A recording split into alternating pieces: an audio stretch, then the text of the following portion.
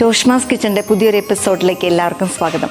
ഞാൻ ഇന്ന് തയ്യാറാക്കി കാണിക്കുന്നത് ഒരു ചില്ലി ചീസ് ബ്രെഡാണ്.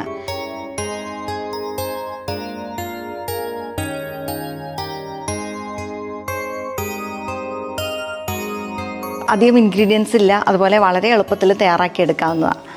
ഇത് തയ്യാറാക്കാനായിട്ട് നമ്മൾ ബ്രെഡ് എടുത്ത് വെച്ചിട്ടുണ്ട് 6 സ്ലൈസ്.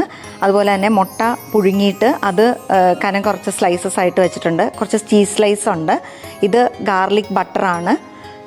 അതുപോലെ കുറച്ച് ചില്ലി ഫ്ലേക്സ് ഉണ്ട്, ഉപ്പുണ്ട്, കുരുമുളക് പൊടിയുണ്ട്, പിന്നെ കുറച്ച് ചില്ലി ഓയിലുണ്ട്. ഇത്രയാണ് നമുക്ക് ഈ ചില്ലി ചീസ് ബ്രെഡ് തയ്യാറാക്കാനായിട്ട് ആവശ്യമുള്ളത്. ഇനി ഇത് തയ്യാറാക്കാനായിട്ട് ആദ്യം തന്നെ ഇത് നമ്മൾ ഗാർലിക് ബട്ടർ എടുത്ത് വെച്ചിട്ടുണ്ട്. ഇത് നമുക്ക് ബ്രെഡിൻ്റെ സ്ലൈസിലൊന്ന് പരട്ടി കൊടുക്കാം. ഇനി ഇതിലേക്ക് നമുക്ക് ചീസ് സ്ലൈസ് വെച്ച് കൊടുക്കണം. ഇനി നമുക്ക് കുറച്ച് സ്ലൈസ് ചെയ്ത പുഴുങ്ങിയ മുട്ട വയ്ക്കാം.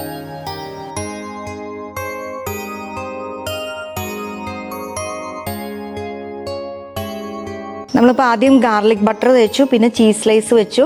ഇനി നമുക്ക് കുറച്ച് മുകളിൽ കുറച്ച് ഉപ്പ് തൂവി കൊടുക്കാം. ഉപ്പ് സ്പ്രിങ്കിൾ ചെയ്ത് കഴിയുമ്പോൾ നമുക്ക് കുറച്ച് പെപ്പർ പൗഡറും കൂടി സ്പ്രിങ്കിൾ ചെയ്യാം. പെപ്പർ പൗഡർ ഇട്ട് കഴിഞ്ഞിട്ട് കുറച്ച് ചില്ലി ഫ്ലേക്സും കൂടി നമുക്കിങ്ങനെ മുകളിലൊന്ന് ഇട്ട് കൊടുക്കാം.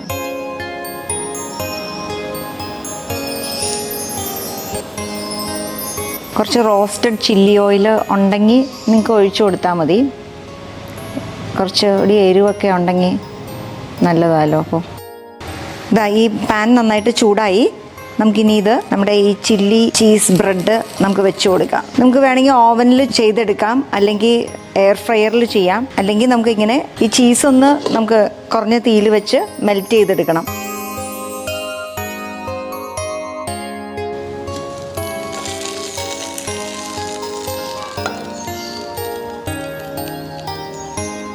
നമ്മളിന്ന് തയ്യാറാക്കിയത് ചില്ലി ചീസ് ബ്രെഡാണ്.